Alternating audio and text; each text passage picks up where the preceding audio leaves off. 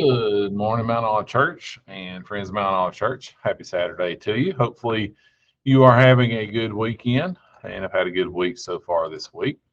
It's been a good week to be a teacher. We've had some snow schedules and some virtual days, and so it's been a good week. So, want to do a quick devotion here on, I always say quick, they always end up being about the same amount of time. You guys are probably thinking they wish they were quicker, but we'll try to do whatever amount of time the Lord wants us to here. But um, devotion on Brother Jody's message last Sunday. Loved, great service, great message. Just really enjoyed one of my favorite, I guess, stories. Real things that happened in the Bible. This is so we'll get there here in a minute. In the fire was the point. Had 4 points there, and this was the last one that Brother Jody spoke on.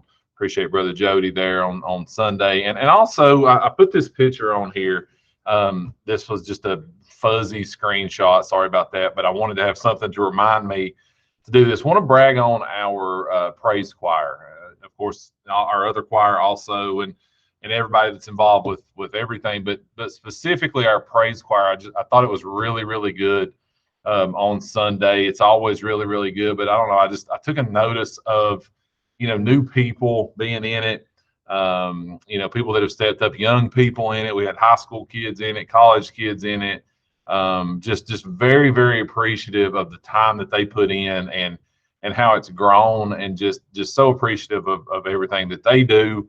And I know the time they put in, and just kind of stressful of everything coming together, but really, really good praise and worship service as always. But just wanted to brag on them a little bit, start things off here. We don't do that enough, and I want to make sure we do.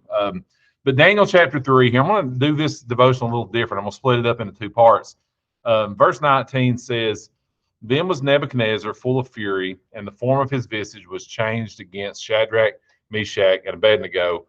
Therefore he spake and commanded that they should heat the furnace 7 times more than it was wont to be heated." So I want to pause right there for just a second. Of course, we know the story. We grew up with the story when we were younger, but just a couple things to take out of this verse, and then we'll get to the good news here in a second. So at this point, Nebuchadnezzar's mad. Nebuchadnezzar is an interesting character. I feel like I could do like a case study of how I'm like Nebuchadnezzar sometimes, and how, like, you think the poor boy's got it figured out, and then he goes and does something like this. But he commanded they should heat the furnace 7 times hotter.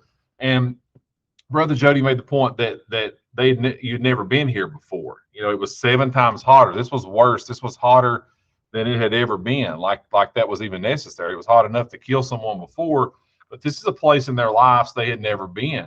Think of our lives. Sometimes things come up and we're in places we've never been before.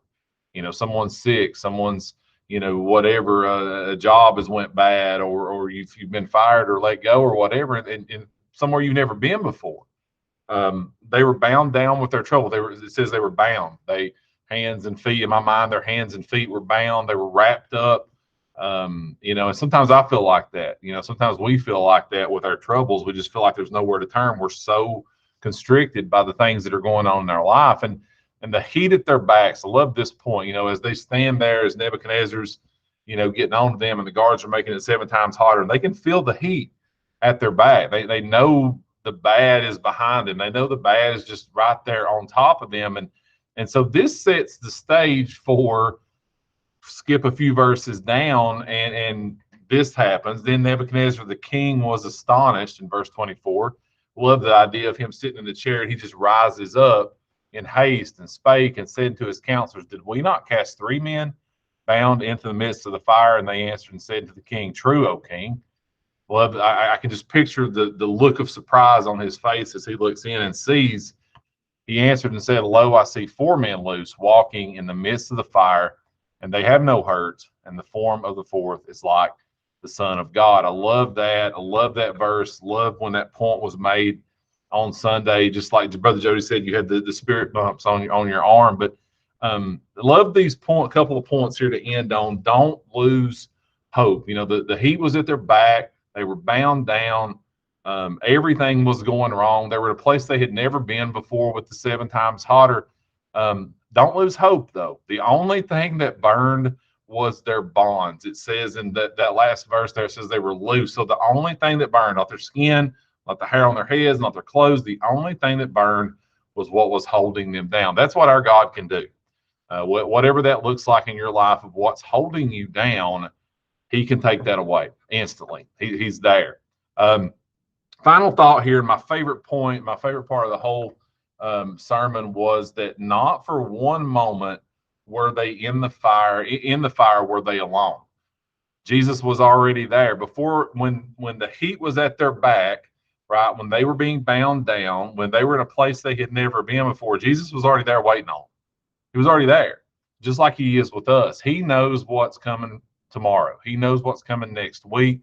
He's already there. He knows, and that should give us comfort, right? That should give us comfort to know that not for one moment are we in the fire of our life alone. He is always, always, always there with us. So remind ourselves of that this week, because you never know exactly what's going to go wrong. You don't know, and maybe we all have great weeks, and I certainly hope we do. I hope nothing goes wrong, but if it does, Jesus is there waiting on us. Remind yourself of that this week. Take comfort in that this week.